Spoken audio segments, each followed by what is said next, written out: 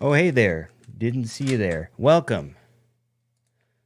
Hello, and welcome to the what would be considered the Hafey Digital Podcast pre-show, the behind-the-scenes pre-show, where we just go around and make sure everything is working as it's supposed to. We get our beverage prepared here.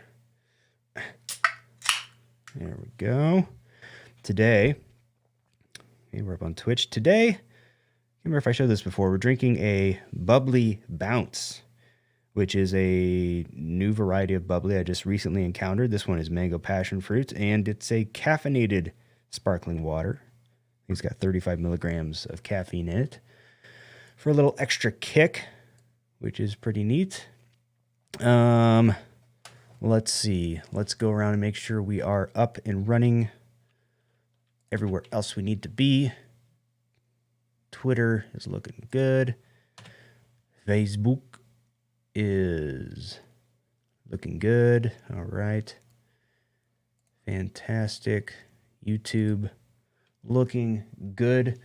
Looking around here, we've got our camera angles. Going to talk about this angle today. Also going to talk about that angle today. Who is texting me? Okay. All right. So here we are. Camera angles look good. Audio looks good. Lights are on. So I set up this light here and this my fill light here to work on a switch. So, hey Google, turn off the studio. Hey Google, turn on the studio. Hey Google. There we go. So those eventually I want to get this light on a switch as well, but the switches that I have are kind of spread out, so it's hard to get them all in one outlet or in one place. Anyway, Google. Hey Google, stop talking. Anyway, all right. So I think we are good to go. This is episode 67. Someone asked if I stream on Twitch. I do. I will be honest. I don't do much streaming, or I don't really pay attention to it. It's just kind of a set it and forget it thing over on Twitch. But I do stream the podcast there every week as well, and it should be up and running as we speak. All right, let's do this. Episode 67. Let me make sure these are all set up. Yep, okay, those are good to go. All right, here we go. Hello, and welcome to episode number 67 of the Hafey Digital Podcast, a show for creators, makers, and doers. My goal is to help you make to the max. My name is Ryan, and in this episode, I'm going to take you through my entire video podcast workflow from start to finish. Let's do it.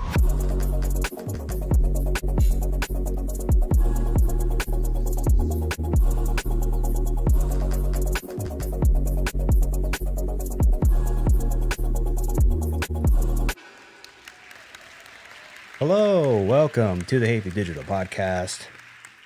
Feeling good today. I'm feeling relatively well rested despite the loss of an hour of sleep thanks to daylight savings time. I'm feeling vaccinated. Yes, I got the first dose of the COVID vaccine yesterday. Got the Moderna. Today, just all maybe a little bit on the lethargic side. I was feeling a little sluggish last night as a result because we got it earlier in the day. And my arm is a little bit sore from the injection spot. But other than that, I feel fine. I know I've heard some people who have more issues with it than others, but I'm doing okay with it, luckily. But thanks so much for being here. If you are new here, my name is Ryan, and I'm a content creator, photographer. I fly FPV every now and then, obviously do the podcasting thing, live streaming. And this is where I talk about the things that I know and kind of document my process through all of those things and all the creative projects that I'm working on. If you're into that kind of stuff, it may be useful for you to follow along. So be sure to hit that subscribe button wherever you happen to be watching or listening, and follow me on social media at Ryan Hafey on Instagram and Twitter. And feel free to reach out after the show and say what's up. I'm always happy to engage and interact with viewers and anyone who has questions about whatever. So, man, all right. Today is Sunday. It is March 14th, just after noon.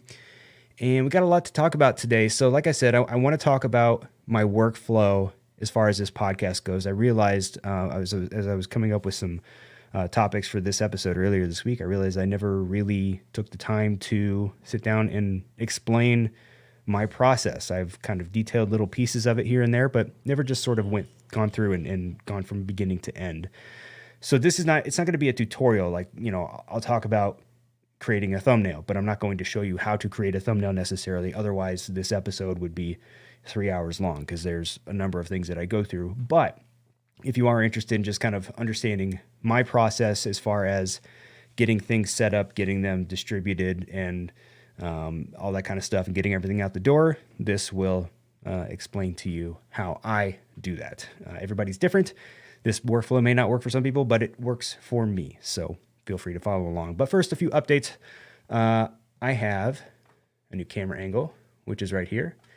And then I have a third camera angle over here. So that means that the Sony ZV-1, which is this camera here, has come in the mail. And this is now my this angle. My ZV-1 is now kind of my straight on angle looking at my monitor, kind of like the webcam position. I really didn't play with it that much, to be honest. When I got it, I kind of got it out of the box. I was familiar with Sony settings, just having a few other ones, and kind of set it up the way that I wanted to, mounted it, and it worked right out of the box. So there wasn't a whole lot to do to it. And then back here, this maybe have been the case last week. I think I put this here last week, but this is the old RX 100 that used to be here, but now it's back here because the GoPro that used to be there a while back lives forever on this drone.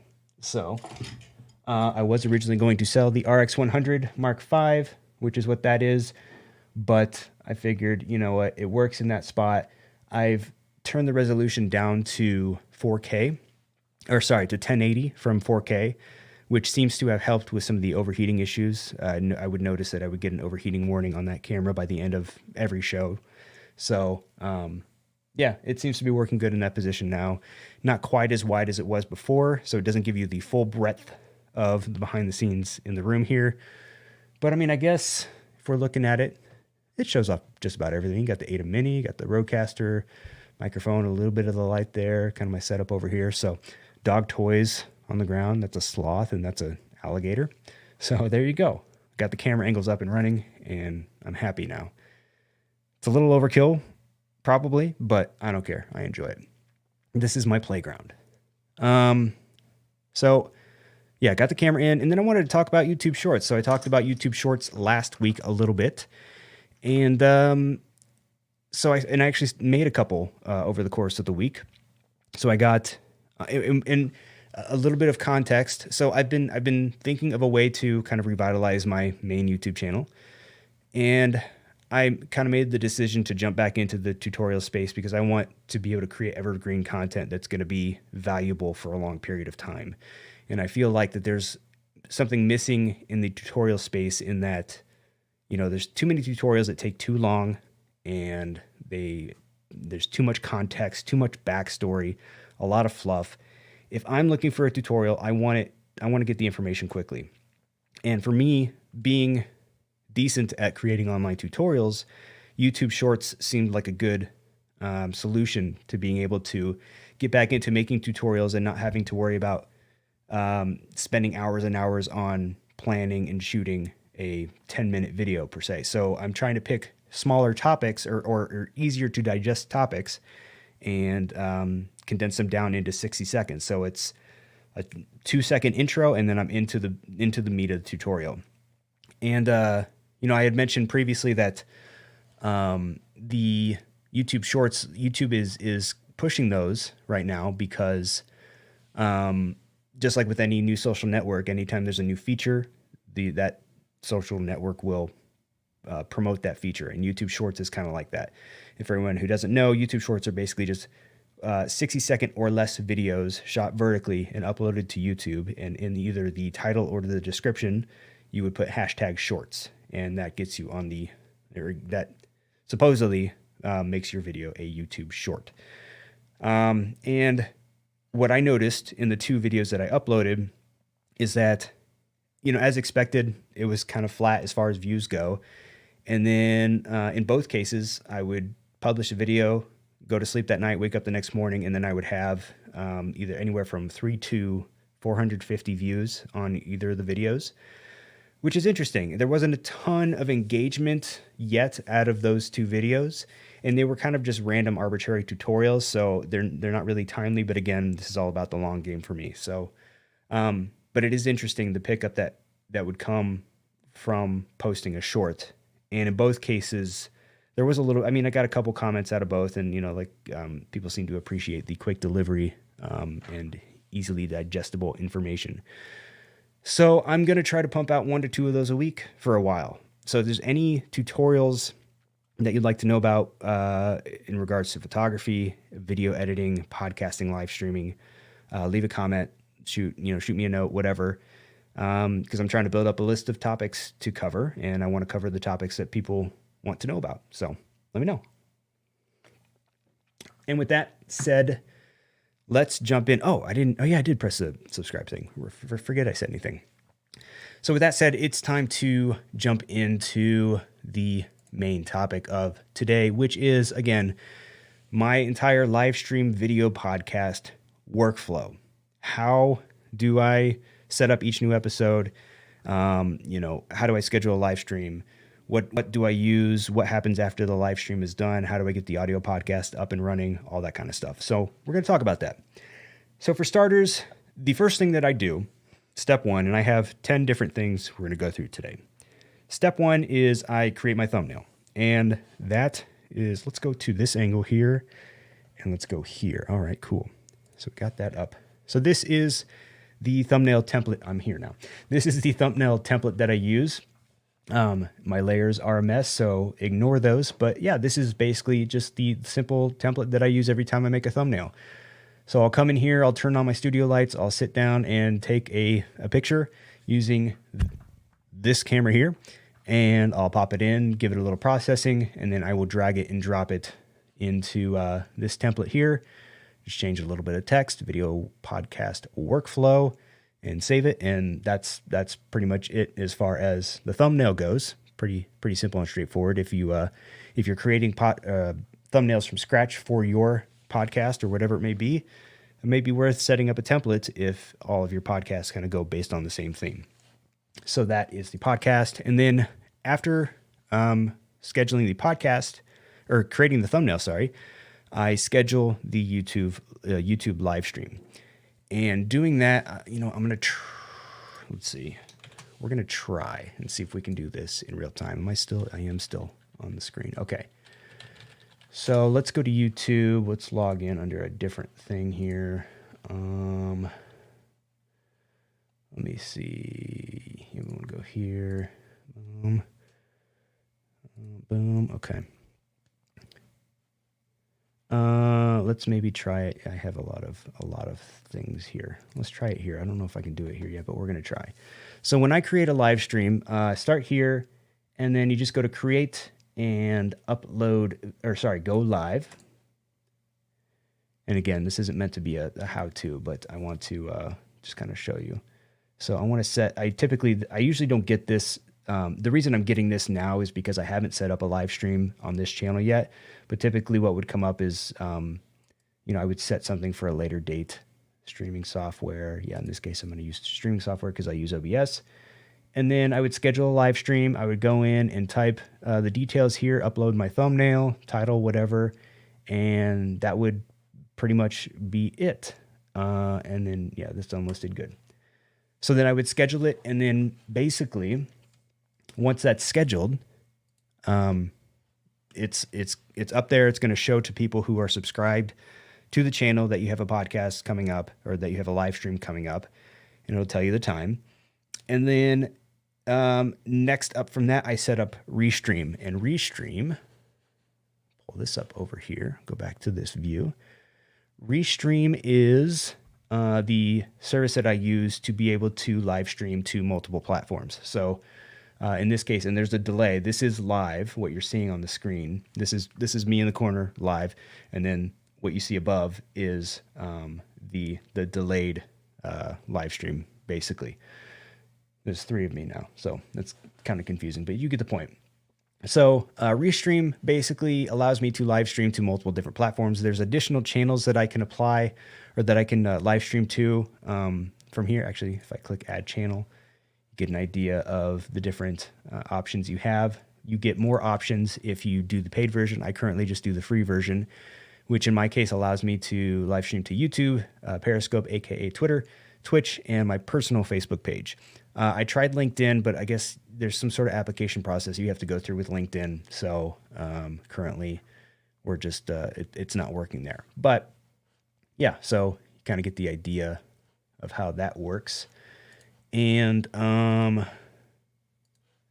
let's see. Oh, there we are. Are we, did we go blank for a little bit? Oh no. Are we not live? What's going on? There's somebody there. If there's anybody watching, okay, now we're back. That was strange. Oh, you know what? It's probably because I clicked on something. I don't know. Hopefully we didn't go down at all. So yeah, and then you can update all the titles. So basically I just make all the titles for everything the same thing, which would be, in this case, my start to finish video podcast workflow, Hafey Digital Podcast. And then once that's set up, you would go into your YouTube setting icon right here and select the event that you just scheduled, the live stream that you just scheduled within YouTube. It should, as long as your YouTube is connected here, automatically show up there. You would select it from that drop. I keep looking over there, but I'm here. You would select the appropriate event from the drop down there, and then that's all you need to do inside Restream.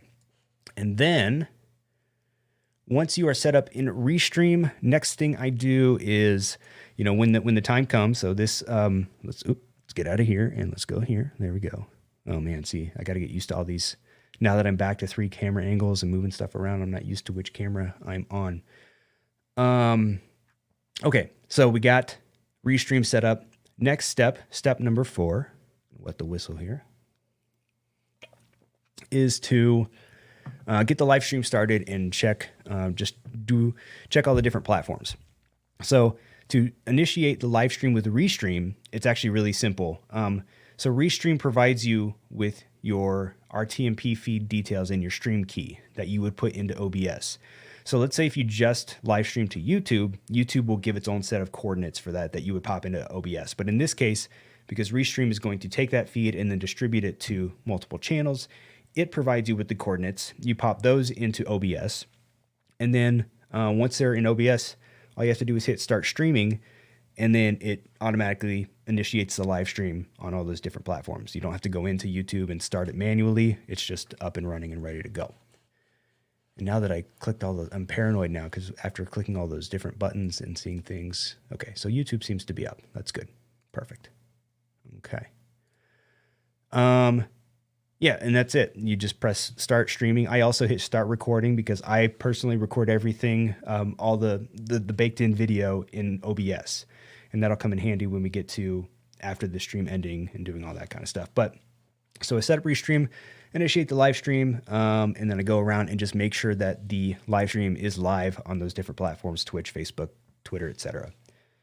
And then once the live stream begins, so the way that I used to do things is I would let the live stream start because it's kind of hard to time exactly the moment that the live stream goes live on YouTube.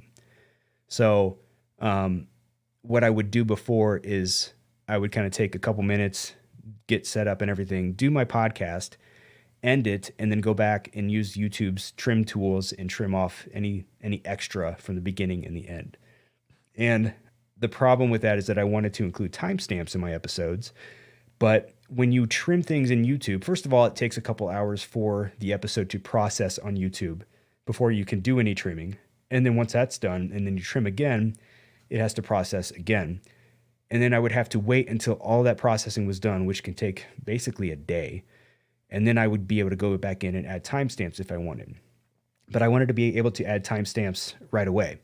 So instead, I decided to make kind of the pre-show, as you saw in the beginning of this part of the show, so that right after the episode is done, I can go back in and do my timestamps. So that's kind of the rationale behind that.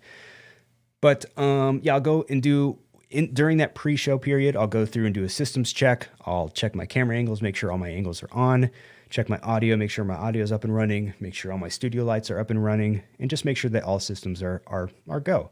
I'll check my internet speed. It looks like no dropped frames this episode thus far, which is fantastic. And there you go. So then once everything looks good, I'll start the show. I'm sure some of you have seen these little animations that I pop up on the screen. Those are done using this little Stream Deck tool. It's got these customizable buttons. Those animations are animations that I just made in After Effects and added into the Stream Deck. So those are the same every episode, and they're just, you can initiate them with the push of a button. So those are pretty easy. But yeah, I just go through my show, and then at the end of the show, I end the live stream in OBS. Or no, wait, yeah, that's right. So when I'm done with the show, I will stop the recording and the streaming inside of OBS.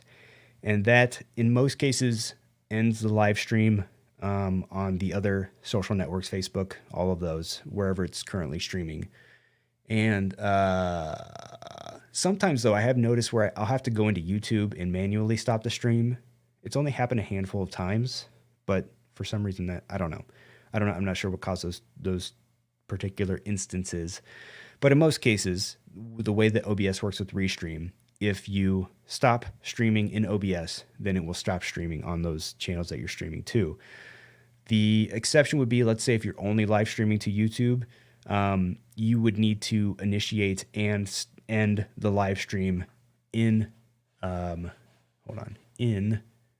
YouTube. So if we go back here, you would end. So this is kind of like your live stream dashboard. And when you're ready to end the stream, you would just click end stream there. But again, when you're using Restream in OBS, you don't need to do that in most cases. Next step after I have ended the live stream is I back up my recording. So as I mentioned, I record everything that's going on into OBS. And then, so all of this live switching that I'm doing, all of it gets baked into one video, including the audio. And I take that and then I back up that file that saves to my computer onto my external hard drive where I keep all my podcast files. And then I take that video file and open up Adobe Audition and drag the video in there, and then use that audio to for the audio podcast version of the podcast. And the reason I do it that way, because I do have this Rodecaster. Oops, didn't mean to press the applause. I have the Rodecaster here, which will record audio, but not all of the inputs get run through the Rodecaster here. So, like for example, the intro. If I just record directly into the Rodecaster, it's going to get the best quality audio out of this mic here, but it's not going to pick up some of like the intro music and like the additional sounds that I'm using with the Stream Deck. Maybe there's a way to do that through the Rodecaster. I'm sure there probably is, and I just haven't figured it out. But in my case, because OBS offers options where you can optimize the quality of the audio, and you can determine the bit rate of the audio that you're recording. So I basically just set that to the highest possible version, and then the audio that's recorded as a result of that, in my opinion, is pretty acceptable. So then I'll just open it into Adobe Audition. I'll run a little bit of processing on it. I typically apply a little bit of denoise just to get rid of any background noise. I apply a parametric equalizer and just kind of fine tune some of those frequencies to improve the sound of my voice a little bit.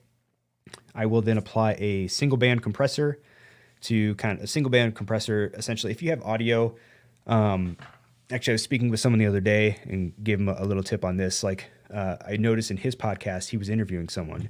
His audio was a little bit lower versus the guest audio, which was a little bit louder. And a single band compressor can essentially compress down the louder audio so that you get a consistent volume across the board. And then you can also use the compressor to, I keep hitting that, to kind of boost that gain and bring some of those level back. Speaking of which, mix minus to get the complete. You have to set up mix minus. You know what? I thought I had that set in here. Let me see. If I can find the setting real quick. If not, I'll figure it out later. No, I can't find the setting right now. But I feel like I turned that on. It's just because there are some audio files that only get played through OBS. I'm answering a question that came in the chat, by the way. So I don't know. I'll have to play around with it. It's probably one of those things that I just haven't figured out how to do yet, but I'll get there eventually. Anyway, where was I? But yeah, but the audio that results from the OBS recording to me is fine. Apply the single band compressor, and then outside of that, I will apply the last effect that I typically apply is a hard limiter. And a hard limiter essentially just makes sure that your audio does not peak above a certain level. In my case, I picked -3 decibels. If you have any peaking, it's going to tame those a little bit and just make sure that you're not having. It's just making sure that you're not going overboard with the volume of your audio. Next. So once I have the audio file completed, I will then use that to upload to Anchor, which is the podcast hosting service that I personally use. There's a bunch of them out there that you can choose from. I like Anchor because it's free, and they have built-in advertising tools that you can take advantage of if you like. And then I also have a templated podcast description. So let's see if I can find that here real quick. Hafey Digital Podcast. There we go.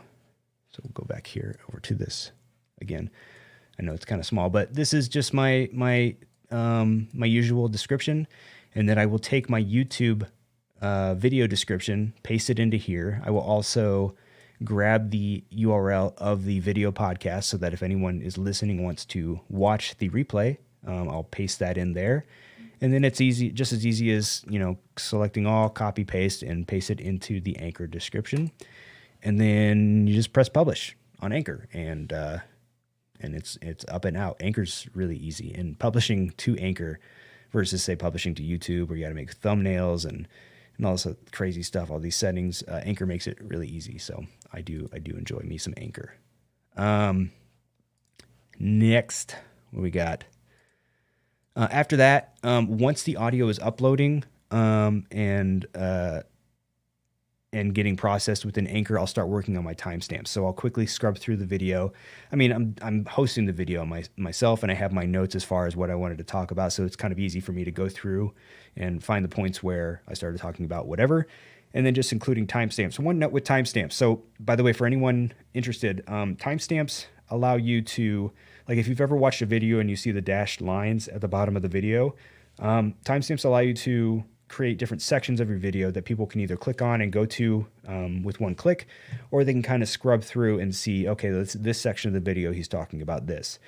So when you add timestamps to your description, the one thing you need to remember to do to make sure that you get those little dashed lines at the bottom of your video is your first timestamp needs to be 00:00. Basically, you need to start with at 0 for your timestamps. So in my case, I'll put 00:00 Hafey Digital pre-show or whatever I call it. And then, I might have a timestamp for intro and then just the different topics that I go through. But I recommend having those, especially when you have a longer format show or, video like this, where it can be anywhere from, 20 to 45 minutes. Some people may just be coming to your video to see a certain part of it, and you want to give them the ability to easily switch to that part. And I have to think that the YouTube algorithm enjoys that as well. So, if you have a few minutes to be able to do that, I suggest that you do it. And then after that, really the only thing left that I do is I will try to remember to come back later and trim off the end of the video in YouTube. Sometimes, I do my outro, and then when the outro ends, I'll let it go for a little bit before I end the stream in OBS.